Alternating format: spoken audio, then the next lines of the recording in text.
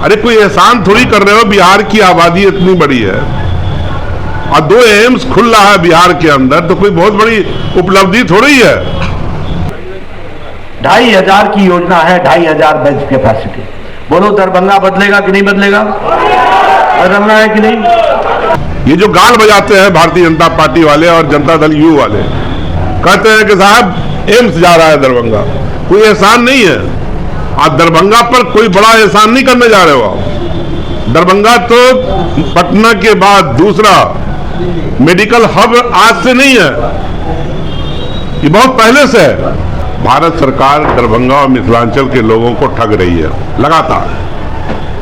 आप कई सालों से सुन रहे होंगे कि एम्स आ गया, एम्स आ गया। अब दरभंगा शहर में शुरू हो रहा है, DMCH एरिया में जमीन उसके लिए लिया जा रहा है। फिर आया कि नहीं साहब सोबन जाएगा, सोबन के बाद फिर आया कि लोआम जाएगा। अब सुनने में आया है कि शायद सोबन में इन लोगों ने तय किया है, और वो भी अभी तय है या नहीं है इसको ठीक तरह से ऐलान नहीं हुआ, उसका ऐलान होना चाहिए। फिर अब तक ड्राइंग नहीं बना है, अब तक कोई आवंटन नहीं हुआ पैसे का, जितना मुझे जानकारी है। तो ये लगातार क्यों ठग रहे हो दरभंगा के और मिथिलांचल के लोगों को? अरे कोई एहसान थोड़ी कर रहे हो, बिहार की आबादी इतनी बड़ी है और 2 एम्स खुल रहा है बिहार के अंदर, तो कोई बहुत बड़ी उपलब्धि थोड़ी है। ये जो गाल बजाते हैं भारतीय जनता पार्टी वाले और जनता दल यू वाले, कहते हैं कि साहब एम्स जा रहा है दरभंगा, कोई एहसान नहीं है। आप दरभंगा पर कोई बड़ा एहसान नहीं करने जा रहे हो आप। दरभंगा तो पटना के बाद दूसरा मेडिकल हब आज से नहीं है, ये बहुत पहले से है।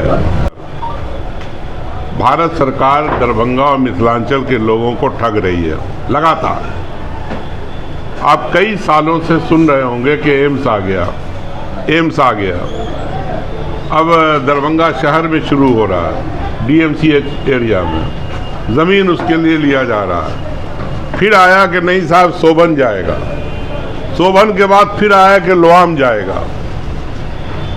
अब सुनने में आया है कि शायद सोबन में इन लोगों ने तय किया है, और वो भी अभी तय है या नहीं है इसको ठीक तरह से ऐलान नहीं हुआ, उसका ऐलान होना चाहिए। फिर अब तक ड्राइंग नहीं बना है, अब तक कोई आवंटन नहीं हुआ पैसे का, जितना मुझे जानकारी है। तो ये लगातार क्यों ठग रहे हो दरभंगा के और मिथिलांचल के लोगों को? अरे कोई एहसान थोड़ी कर रहे हो, बिहार की आबादी इतनी बड़ी है और 2 एम्स खुल रहा है बिहार के अंदर, तो कोई बहुत बड़ी उपलब्धि थोड़ी है। ये जो गाल बजाते हैं भारतीय जनता पार्टी वाले और जनता दल यू वाले, कहते हैं कि साहब एम्स जा रहा है दरभंगा, कोई एहसान नहीं है। आप दरभंगा पर कोई बड़ा एहसान नहीं करने जा रहे हो आप।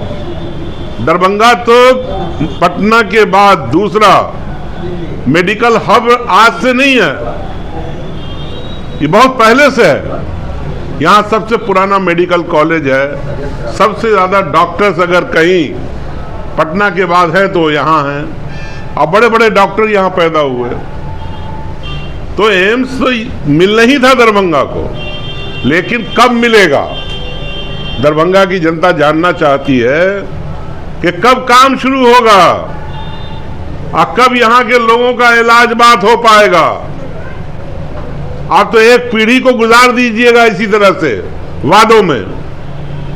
दरभंगा और मिथिलांचल के लोग चाहते हैं कि जल्द से जल्द स्पष्ट कीजिए कि जमीन फाइनल हुई या नहीं, नंबर 1। नंबर 1 के बाद नंबर 2, कब तक उसकी ड्राइंग तैयार होगी, कब उस पे काम शुरू होगा और कितने दिन में शुरू होगा। इसलिए कि अभी भी लाखों लोग इस इलाके के आज कलकत्ता, पटना, दिल्ली जाने पे मजबूर हैं। तो झूठ न बोलें, दरभंगा के लोगों को सब्ज़बाग न दिखाएं। जितना जल्दी हो इस पे काम शुरू होना चाहिए और काम पूरा होना चाहिए। दूसरी तरफ ये एयरपोर्ट, मतलब शर्म नहीं आती इन लोगों को बोलते हुए।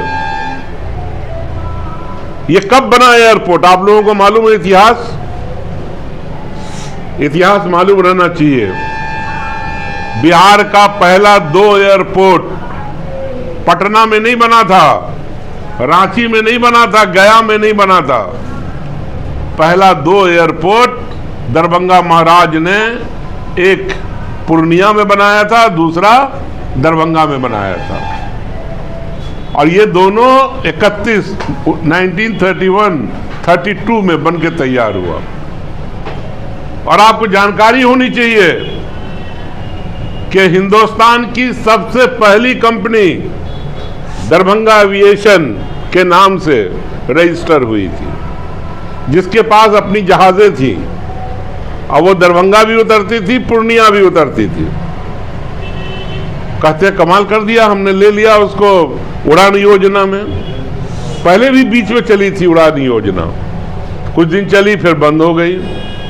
और आपने अब तक कोई परमानेंट व्यवस्था तैयार नहीं किया है।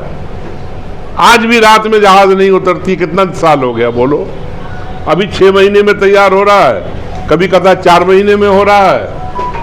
कब जहाज जो है हर मौसम में उतरेगा, इसका इंतजाम कब होगा? कब सुविधा जो है, जो लोगों को मिलनी चाहिए? आज जाइए देखिएगा, क्योटी वाले रोड पे जाने कहाँ तक गाड़ियां खड़ी रहती हैं। कार पार्किंग की जगह नहीं है, आदमी के बैठने की जगह नहीं है, आने वाले को भी और जाने वाले को भी। तो ये कह रहे हैं कि बहुत बड़ा एहसान कर दिया। इसे दरभंगा 1932 में एयरपोर्ट रखता था अपना, बाद में वही एयरफोर्स को गया। और एयरफोर्स की तो पूरा कमांड है यहाँ, आप जानते ही हैं कि उसकी जहाज़ें यहाँ उतरती हैं, फाइटर प्लेन, और उसका यहाँ पर इंतज़ाम भी है, सब तरह का व्यवस्था है यहाँ। तो ये सिर्फ मैं ये कहूँगा कि सिर्फ झूठ बोल रहे हैं। बिहार सरकार ने ज़मीन दिया, कितना साल हो गया?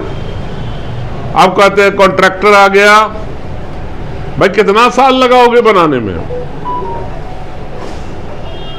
आप बनाइए जल्द से जल्द, और इंटरनेशनल एयरपोर्ट बनना चाहिए, क्योंकि यहाँ बहुत पोटेंशियलिटी है। यहाँ से यहाँ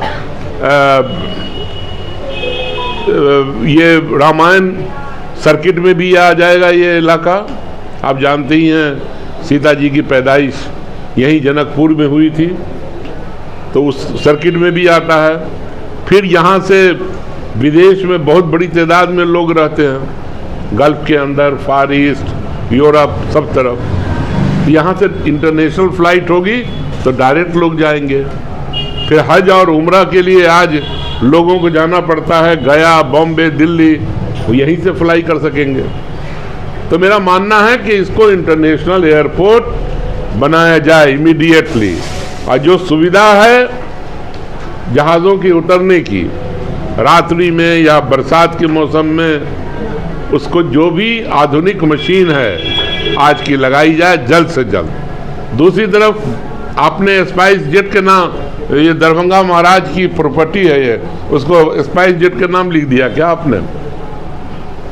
वो तो खत्म हो गया पीरियड, जो कितने साल, 2 साल या 3 साल का था। अब आज़ाद कीजिए कि कोई भी यहाँ से एयरलाइन फ्लाई कर सके।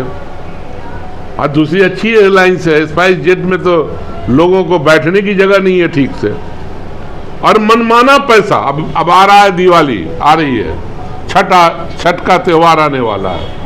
अब देखिएगा एक एक टिकट 37 हज़ार रुपए का, और 18,000, 19,000, 20,000, 22,000 तो आम बात है। लोगों को मजबूरी है। और यही वजह है कि आज आधी सवारी पटना ही उतर रही है, क्योंकि पटना का टिकट लीजिएगा तो 3 से 4 हज़ार रुपये सस्ता पड़ेगा आपको, लेकिन बेचारा मजबूर है। ऐसा